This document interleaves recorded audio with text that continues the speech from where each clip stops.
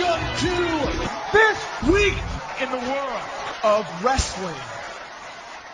Welcome to TWitWoW, the best wrestling podcast made for wrestling fans, by wrestling fans, on the web today. I'm John, that's my cohort and commentary Ashton, and this is our Thursday night Smackdown review.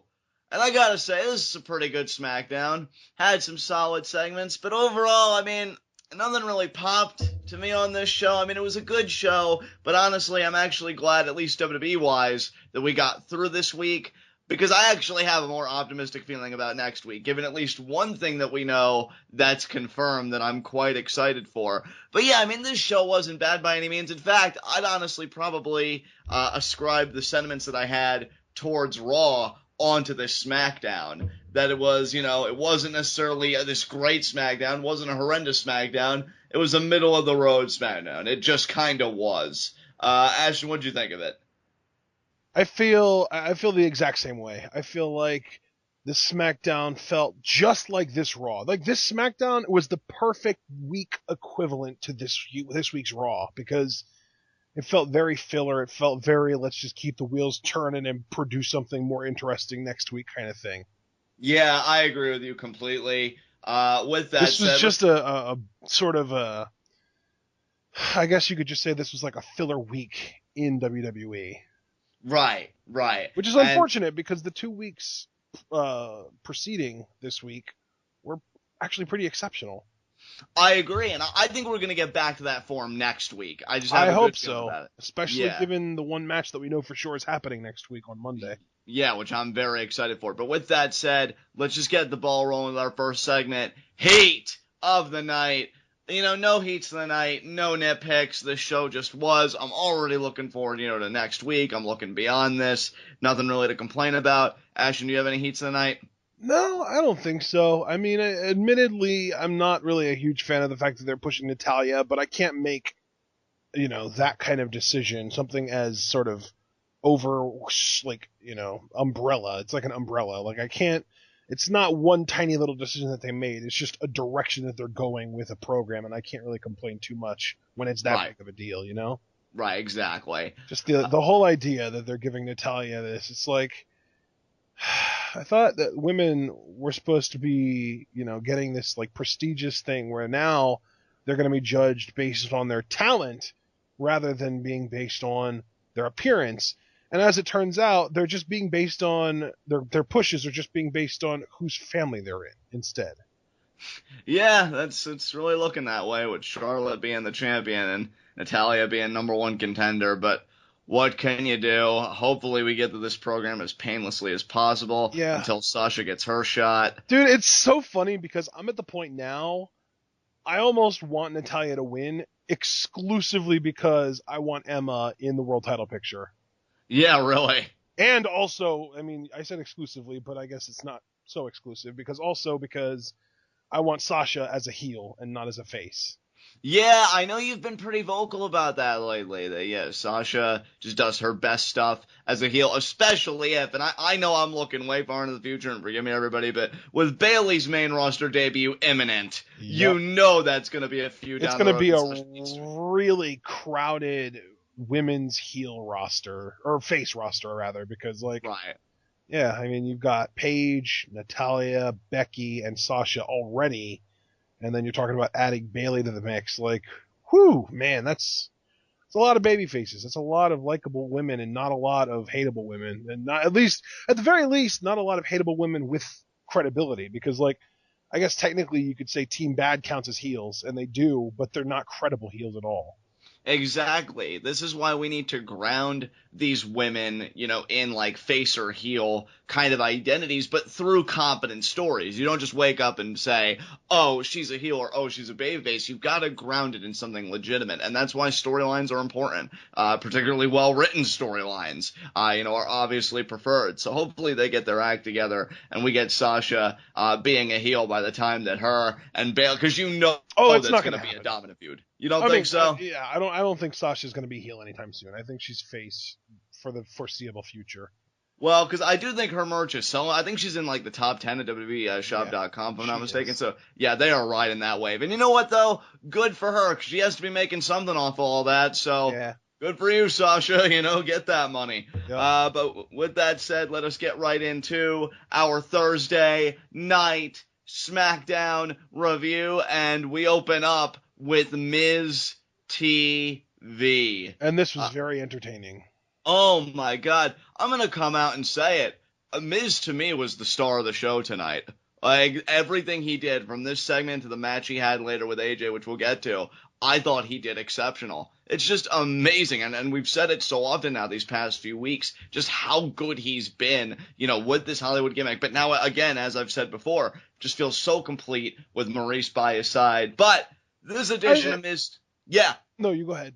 No. What were you going to say? I was going to say, I just think it's so hilarious that it's 2016, and, like, if you would go back to, like, 2009 and tell people that in 2016, you're going to hear Mauro Ranallo on commentary saying these exact words, and AJ Styles nearly had The Miz pinned, I think I would have shot them in the face. Because, like, I never would have seen that ever. And, like, just to see, first of all, how far Miz has come as far as just being an overall performer, but also the fact that AJ Styles is in WWE. Like, wow.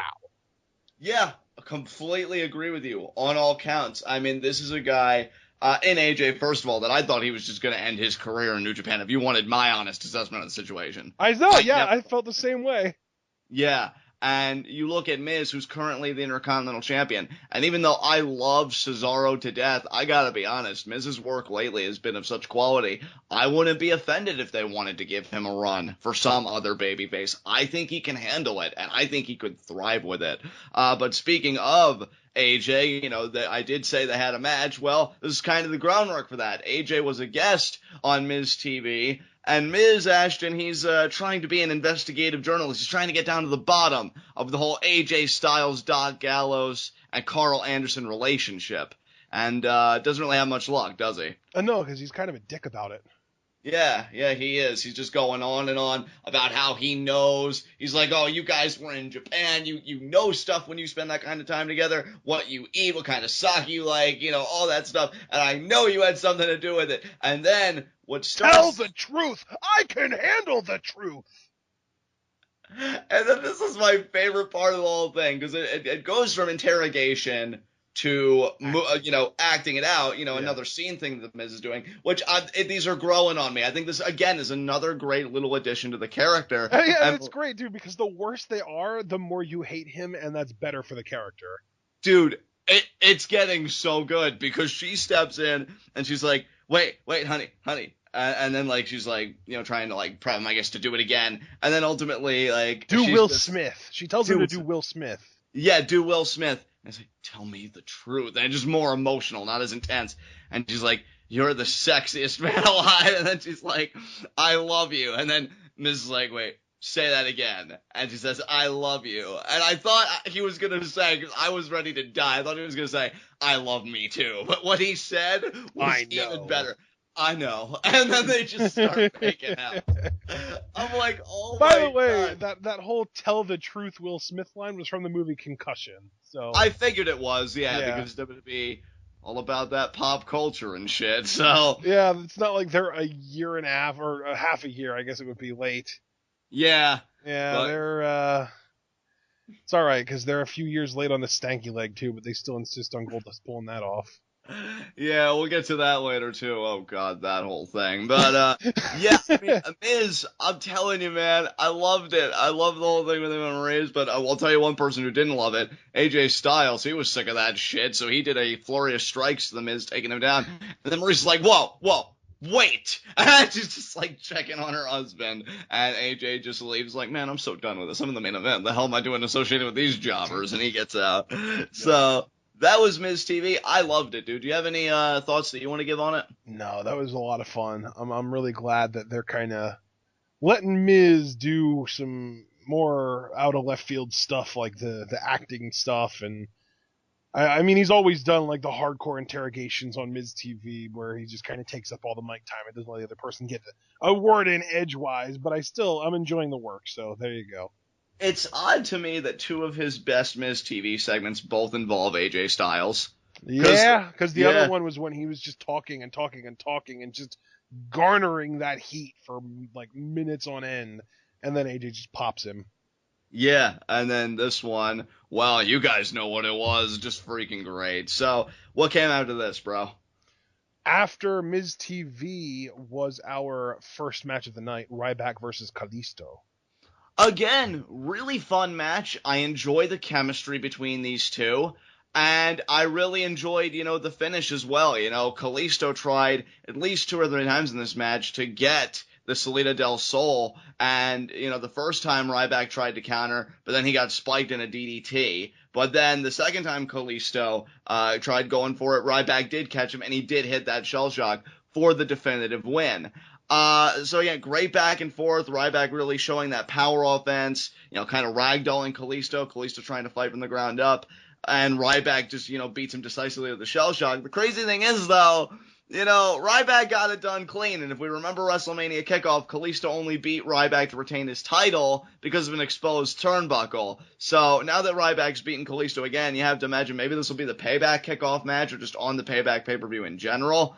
And in which case, are you going to have Ryback go over clean, or are you going to have Kalisto retain clean? Because I wouldn't want another fluky finish with the exposed turnbuckle pad. But, in regards to SmackDown, this is a solid match. What did you think? Yeah, I mean, this was a solid match. I'm curious to see if they're actually going to kind of follow through with this and actually do Ryback Kalisto for the title again at Payback. But for now, it served its purpose. It was a fun match. As always, these guys have great chemistry. I completely agree. Nothing more you can say than that. Let's move on. All right. Up next was... What was next, John? I think it was this whole Corbin Ziggler thing where they were supposed to have a match.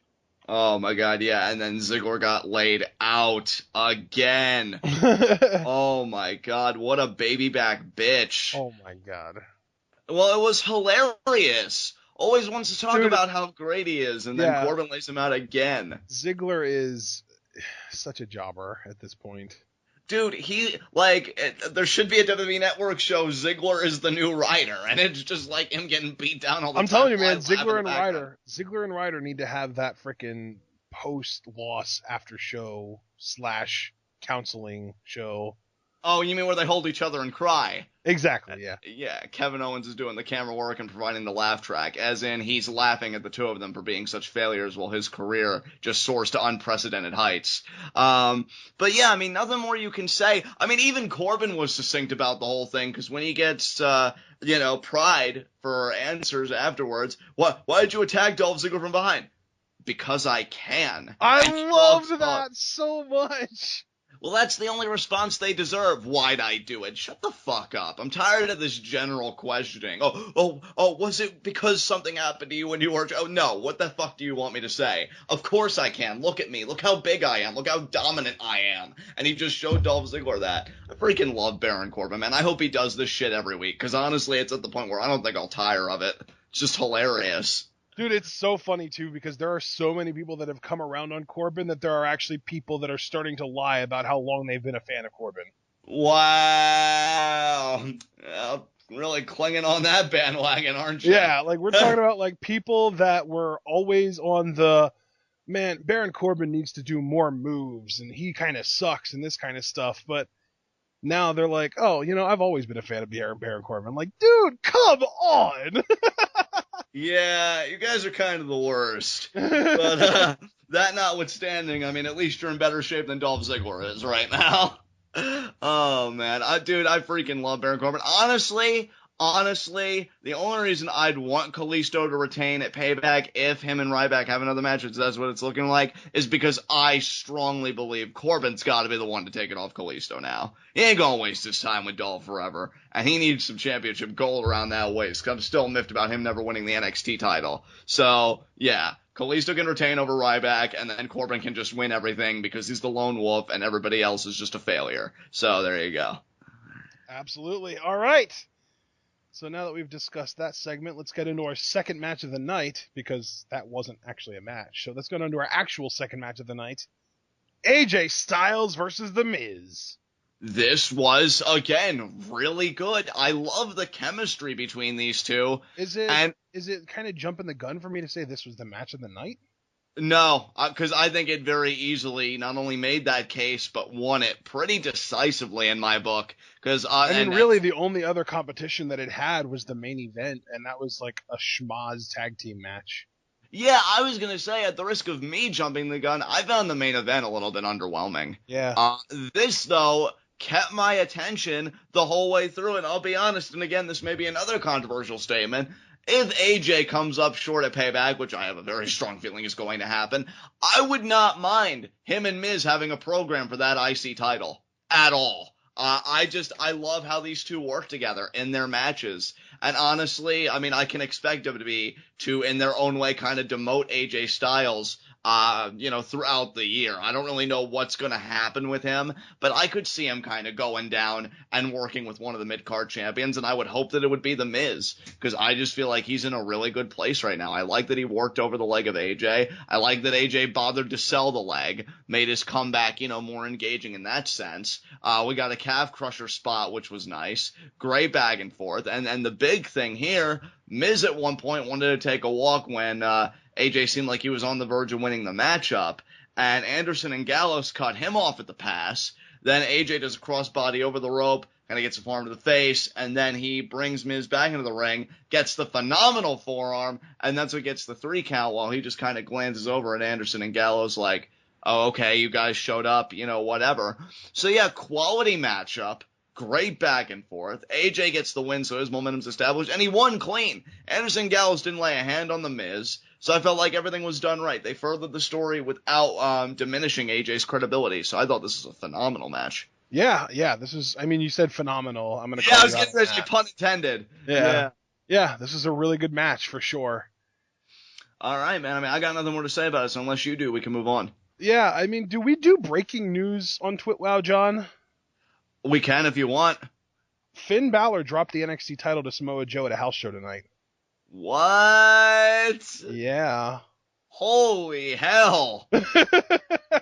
Apparently it was filmed, so we're actually going to see it on NXT TV and everything. So it's like, holy it's canon. Shit. Yeah. Joe's champion. And even more interesting than Samoa Joe being champion, he wasn't the Demon, so the Demon is still undefeated. Oh, so they protected Finn at the same time. Why wouldn't? Oh, wow. So many questions. But, hey, I mean, breaking news. I mean, there you guys have it. Congratulations, Samoa Joe. Holy hell, man. Finally.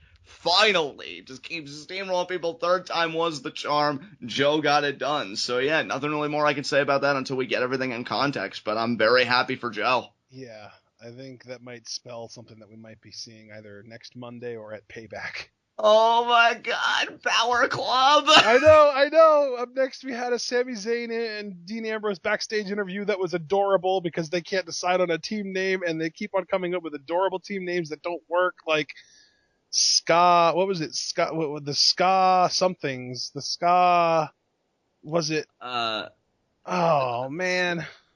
Scott, no, I can't remember. Yeah, see, they really were stupid. Dean was right. But I thought that one was adorable. But then Dean wants them to be the Rough Riders, which just kind of makes me think of like some combination of DMX and Zack Ryder. Neither of which fit these guys. Yeah, I mean, I immediately thought of Zack Ryder, and I'm like, ew, Dean, you and even Sami Zayn are so much better than him. Ew. And for some reason, Sami Zayn thinks that the Rough Riders is too sexual? I don't know. Sammy seems like a very vanilla guy from where I sit. That comment mystified me. Like, what? I don't know, man. I don't know what Sammy's up for. When did Sami Zayn also become a Mormon? Yeah, I was thinking more like Puritan, like what's that you from? But regardless, yeah, him and Ambrose just having fun. I like the chemistry these two had. It was a fun segment. And just, at least it built up, I guess, some interest in the main event, so. Oh, man. All right. Up next, this is where we can talk about it a little bit more. We had a backstage interview with Carl Anderson and Luke Gallows. Yeah. And they were asked, is what you did out there tonight, does that confirm that you're, aligned with AJ Styles? And Carl Anderson, I believe, was the one that said, Doc Gallows first said, no, it doesn't.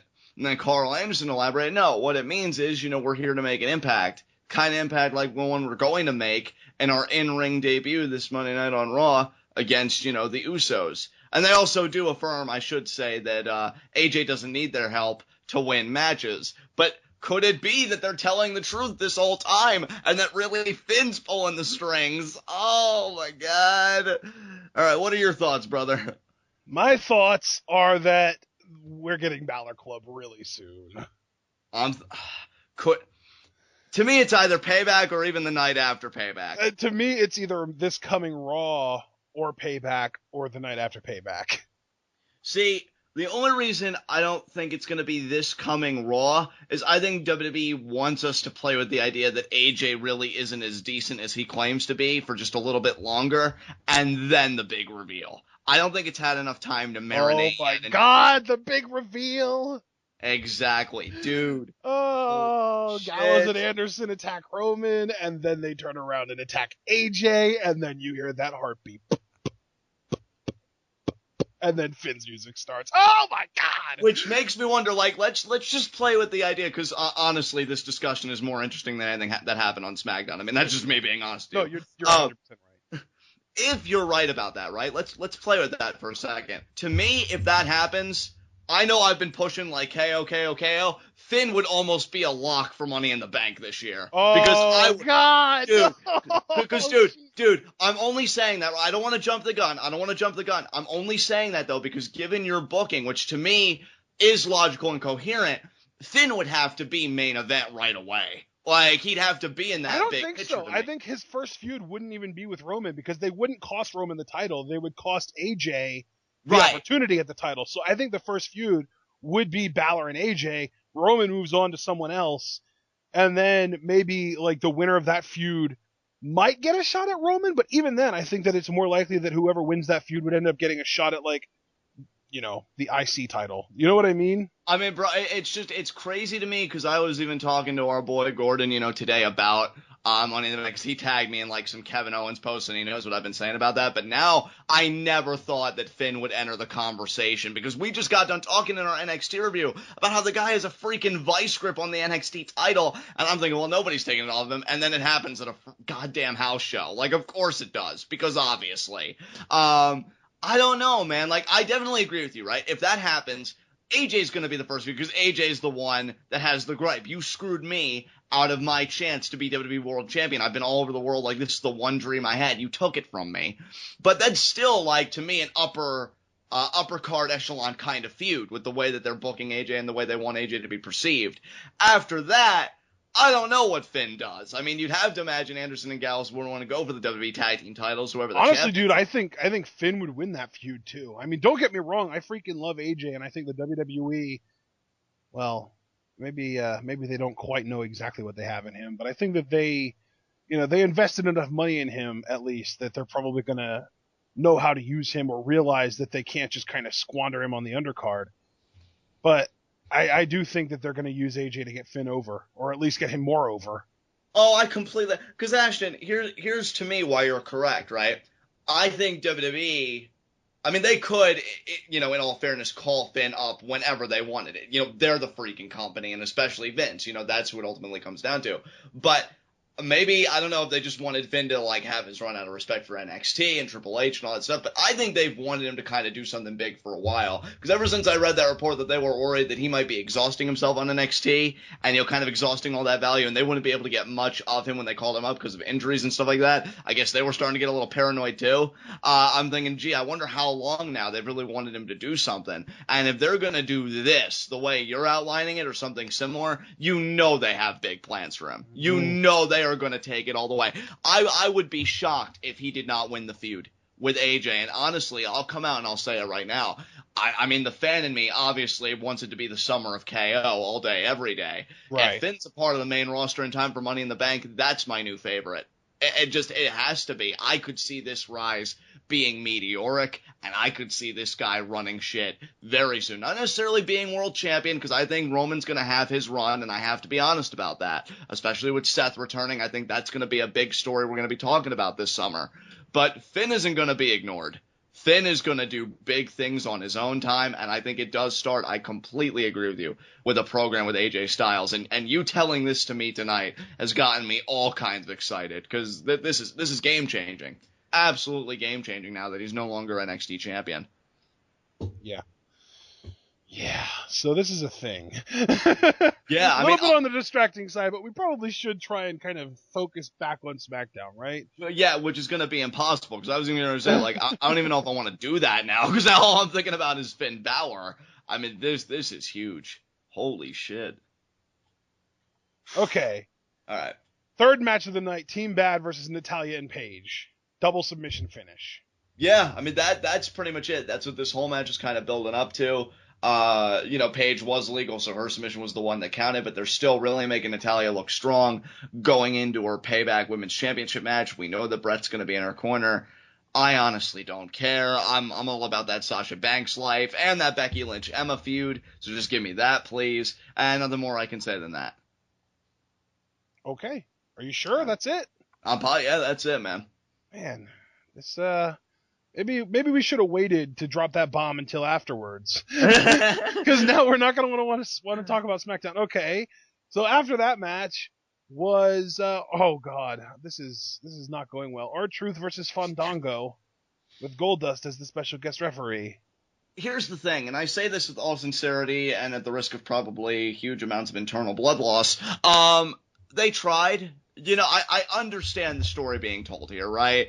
R-Truth's trying to convince Goldust now, and they've done this whole chase that you and I have both said, whether we've liked it at certain points or outright loathed it in others, it's just beating a dead horse. They should have been having matches at least a month ago, if not further back than that, and we're still at the point of will they or won't they. I just don't give a shit. And they did little dance-offs, Fandango and R-Truth. I thought it was cool. It was a good play off of the gimmicks. But I liked R-Truth a little bit more, though, only because he used it to capitalize to hit his finisher, the What's Up, and then Goldust. The lie detector? Well, they used to call it the lie detector. Now I know that they call it the What's Up, unless they change it back to the lie detector. Regardless, it's his finish. Yeah, who cares? Yeah, exactly. Yeah, my thoughts exactly. He hits it. Goldust counts to 3. And then they bump legs or something. I don't know, some kind of ritual between, dancers or something. I don't freaking know. So, Golden Truth, it seemed like they're on the same page. You could have been on the same page a little bit earlier, for something important, like, that tag team tournament. But I digress. It's whatever. I just, with Anderson and Gallows now in the tag division getting this kind of shot in the arm, Golden Truth to me is kind of irrelevant at this point. I mean, I thought that they could have been used when the division was kind of barren and maybe you just needed something exciting. Well, we got Anderson and Gallows now. Like, I don't need for anything else. Yeah. I mean, honestly, after this match, I wouldn't mind an R-Truth Fandango team up. Get Goldust out of there. Yeah, honestly, that could have bumped this match for me. If while R-Truth and Fandango were dancing, they would have just been like, hey, you got good moves. Hey, you got good moves too. And then they just both look at Goldust like, why do we need him? And then they just double team him and beat the shit out of him. Now, clearly that's because I'm a horrible person, but I feel like that would make for a more interesting story than the one we're getting, so there you go. And R-Truth wins, so... Yep, there you go. Then Enzo and Cass come out. Yeah, they do. And they do their shtick, which I'm not going to repeat, but then the Vaudevillains come out. Dude, this... Okay. You sound like confused about it. Here's the thing, I love the Vaudevillains. Everybody knows. But they're not very good at talking? It's not even that they're not exceptional at talking, for one, so I'm not going to make that claim. It's not that they're bad at talking. It's just, it's almost like, I can't even say like Scott Steiner territory because I understood everything that they said. It's just such a mystifying kind of type of, like, they were pretty much talking about diction and language. That's really what this is. Oh, gentlemen, and I use that term very loosely. Boys, I use that term quite seriously. And then Gotch with, and we're going to pronounce it correctly, I might add, how are you doing? Like, kind of blew my mind, but not even in this way, like, oh my god, this is so good. Just like, huh? Like, the cringe factor with this team is very high. I did, but see, like, for me, I didn't even cringe. I was just kind of looking, like, on in awe. Like, am I really witnessing this? Like, what is happening? But I have to give credit to Enzo and Cass particularly Enzo, which, my God, that guy knows how to work a mic. I mean, I know you weren't thrilled with his stuff on Monday, but I think you could agree, at least I'd hope, that I feel like he had a significant improvement in this promo for this episode. I especially liked his line, you and your big words, hey, you keep reading the books, we'll keep writing them, how you doing? Like, I thought that was a great line there. Yeah. And Enzo just knows how to make it, and that's the thing, that's how you know that somebody's a quality mic worker, because, English and Gotch didn't even really attack Enzo and Cass as people. Well, they kind of did. They were pretty much in a roundabout way saying you're idiots by saying, like, oh, look at the verbiage you use and all these words and, like, you butcher the English language. And yet Enzo takes that, which really aren't the greatest of insults, and he still turns it into a golden rebuttal. I mean, this guy is just next level. There's no doubt about it. He is. So, any particular high points for you in this segment, or were you just kind of cringing the whole way through? This was like, yeah, I mean, this is very cringy to me. The Vaudevillains, man, these guys were not main roster bound. They shouldn't have been at all. No, and there's been if you wanted to bring up a heel team, the Revival literally just lost their titles, and they can talk. Well, hell, I mean, even before the Revival, I mean, let's not forget about Blurfexa, who I feel like... I know! Why are they not called up? Come on, man! Yeah, they have been ready for the long... Like, and they even have that main roster look. I think they're both over 6 feet. They both have the long hair and the facial hair, and they're both in good shape. Those guys are so much more ready for the main roster than the Vaudevillains have ever been. And I would argue, for me personally anyway, even the Revival, because I love the Revival, but the Revival don't have as good of a look as Blake and Murphy.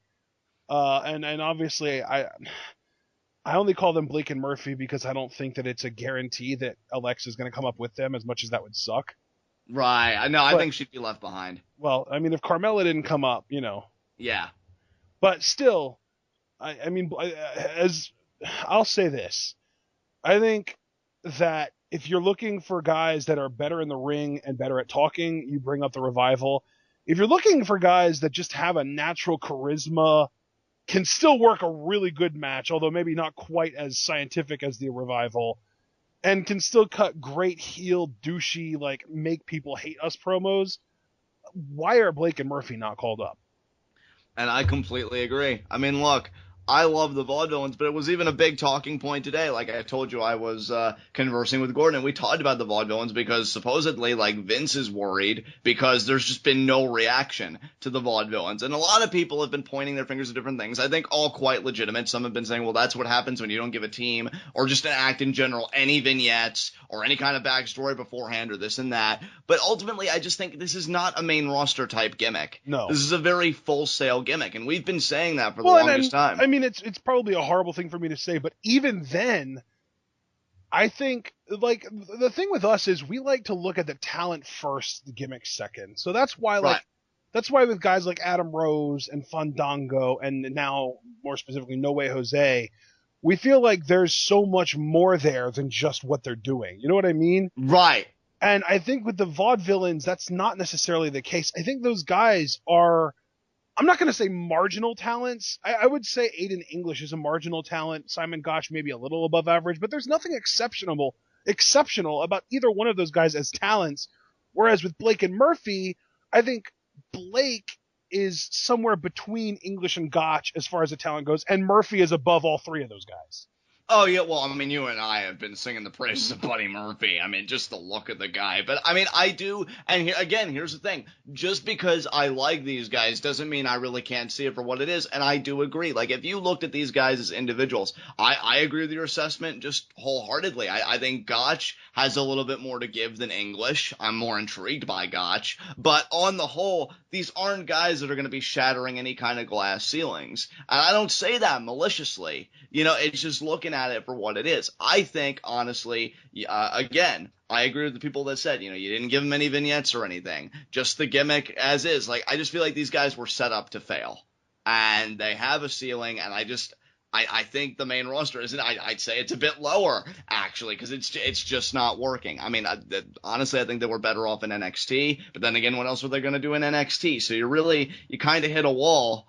And, just for that reason, I'd almost like to see Enzo and Cass win, the tournament, and then go on to face the New Day, and then maybe the Dudleys screw them out of the tag title match, make it more personal, but I still think they're going to try and commit to the vaudeville ones at least anyway, and they'll probably fall to the New Day, but we'll see what happens. But yeah, it is kind of a disheartening thing, because I just think these guys have hit a brick wall here. Yeah, man, I don't know. Do you want to move on if I can speak? Do we want to move on? Yeah, sounds good to me. Final match of the night, main event, tag team match. Chris Jericho and Kevin Owens versus Dean Ambrose and Sami Zayn, and yeah, like you said, a little bit underwhelming. Yeah, I mean, really just couldn't get into it too much, for me. I like the idea of heel Jericho and heel Owens as a team because, they're both Canadian and they both seem to be on the same page as it pertains to the disdain that they have for Ambrose and Zayn, respectively. And it's funny because you've got 4 insanely talented workers in their own right. Some nights, though, it's just going to be an off night. I think it also has to do with a lack of investment. Like, who cares who wins this tag team match? Exactly. Like, I'm more invested in the 2 one-on-one matches we're getting at Payback, particularly Zayn Owens, than just anything going on in the lead-up. Because if you guys are just going to be trading off opponents and doing all that stuff for the next 2 weeks, I'm out. I'll just wait for Payback. But yeah, it was what it was. I mean, Ambrose got the dirty deeds at one point on Owens. Jericho breaks the pin up. And then honestly, another thing that made me kind of sour on this match, I'm not going to lie, the way the heels win. So Jericho crotches Ambrose on the rope and Owens pins him off of that. Now, I would have been okay with, Jericho crotches Ambrose and then Owens hits a pop-up powerbomb, picks up Ambrose and does his thing. But you just pin him off of that. I'm just picturing Ambrose is just like, ugh, my groin, my one weakness. And then he gets pinned for 3 seconds. Like, wasn't this the guy that just a little bit ago was taking the fight to Brock Lesnar, though granted he lost to an F5, which was on a pile of steel chairs, and then Triple H before that, but now you're losing to being crotched on a rope? I don't know, man. To me, maybe it's just my saltiness, but I didn't really care for the finish either. I think it felt a bit rushed. I didn't really feel proper for the guys involved. But heels win again, so you gotta wonder if the babyfaces are gonna rally a comeback at Payback, or if the heels are just gonna continue to dominate, so. Yeah, I mean, let's be real, John. Dean Ambrose, the character, is kind of a bitch. Yeah, it really sucks, too. Either that, or he has got the largest and potentially most, well, I should have switched that around. The most sensitive and potentially largest testicles on the planet. Well, I don't really think we're qualified to, make that assessment. That'd be more in Renee Young's jurisdiction, I'm sure. It's based on science, John, okay? Well, look, man, fair enough. But regardless, I do agree with you, though, on your prior point, that Ambrose is just made, and I hate to say it, but he is made to look like a bitch. And this is the last guy that should be bitched out on the roster when you're talking about your baby faces. The last guy. Yep. And it just so Well, you say the last guy, but we still don't even know if they consider Roman a babyface or not. Oh, I don't even know where they're at with Roman Reigns. Like, you figure that shit out. I ain't playing with that shit. But yeah, I mean, you're talking about a guy who in CZW did like the craziest shit, did the craziest spots, and now in 2016, the rope burn on my groin, my weakness, and then up the leg 3 count. Like, what? Fuck out of here, man. But yeah, heels get the win. I'm over it. Honestly, I've been thinking about Finn Balor for the remainder of this show. So, heels win, baby faces do better. I don't know what else to tell you.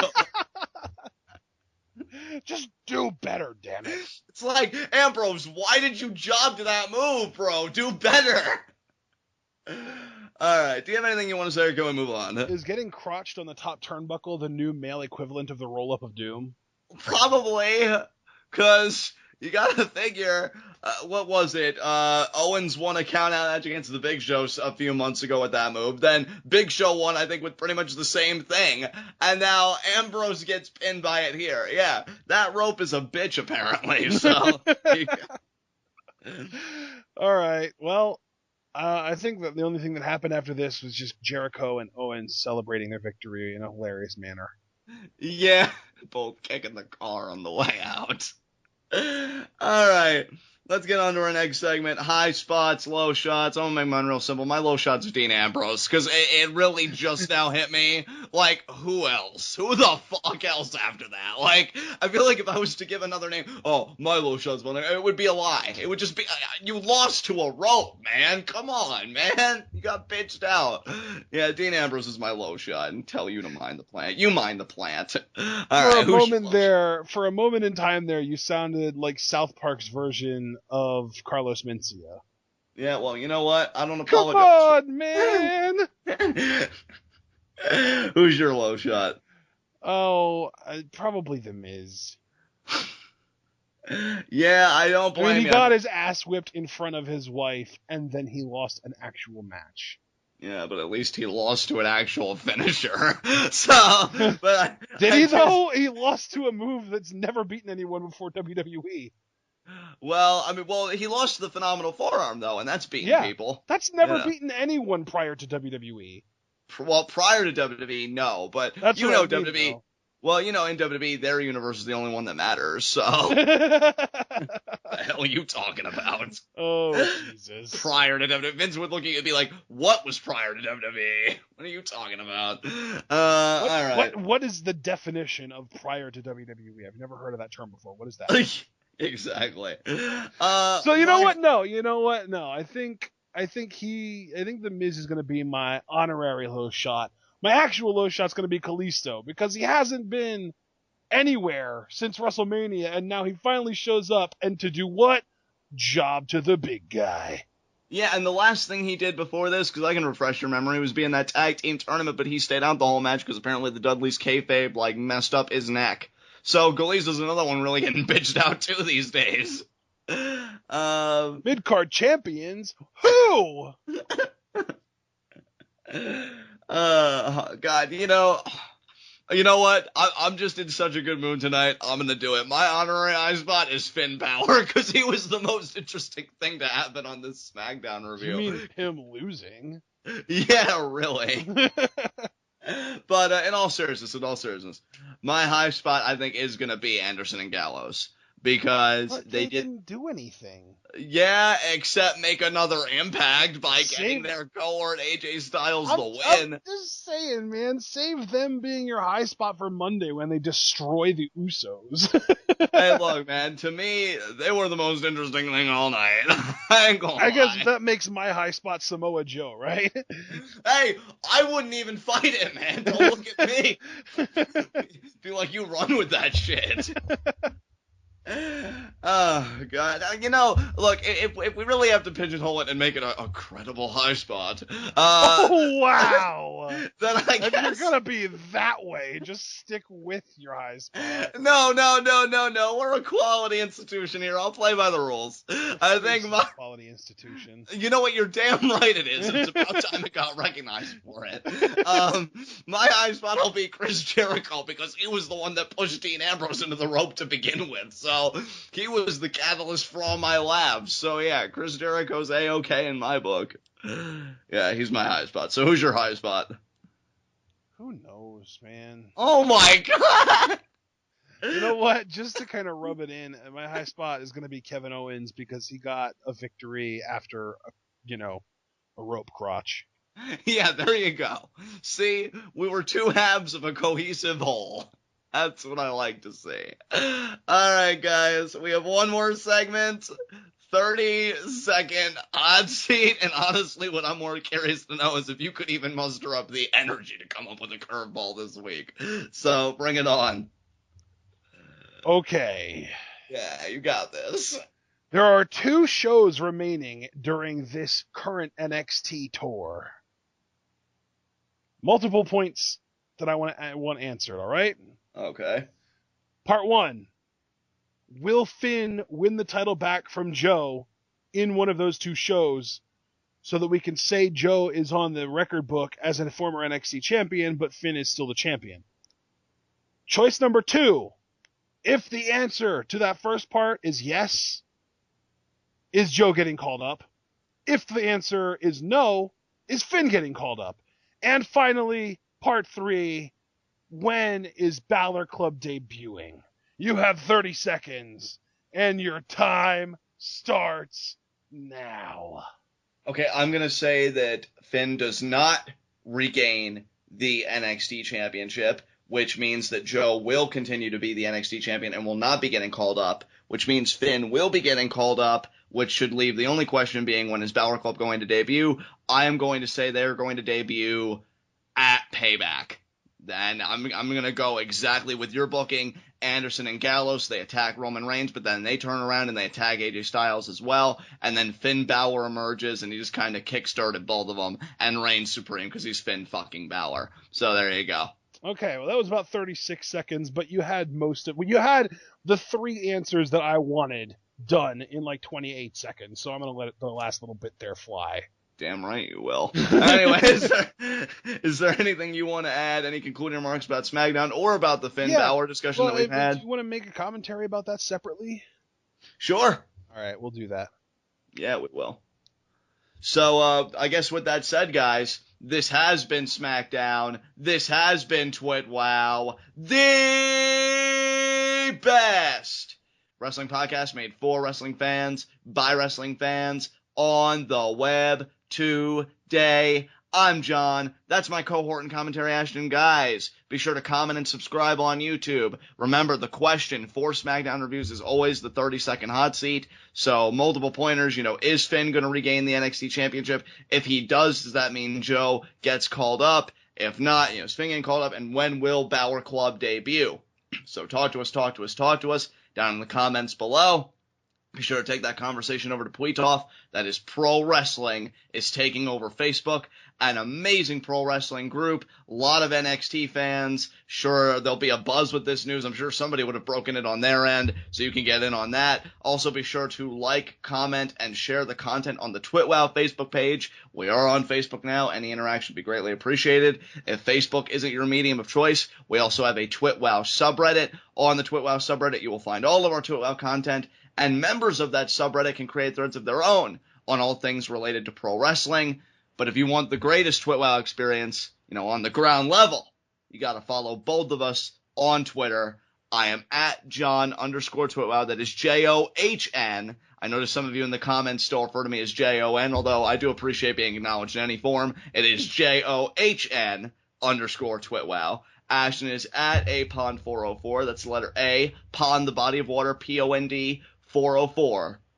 And we will see you again for our Monday Night Raw review, where all I do know is Anderson and Gallows are going to tear the Usos apart, and I am going to love it. You can get... Well, we're going to see them before that, too, because we're going to make a Balor Joe commentary that I'm going to put up probably tomorrow or Saturday. All right, sounds good. All right, you guys know now when to expect that commentary. So, guys, you can get all your best coverage about all things Balor Club right here at TWitWoW. And until then, tune in and peace out.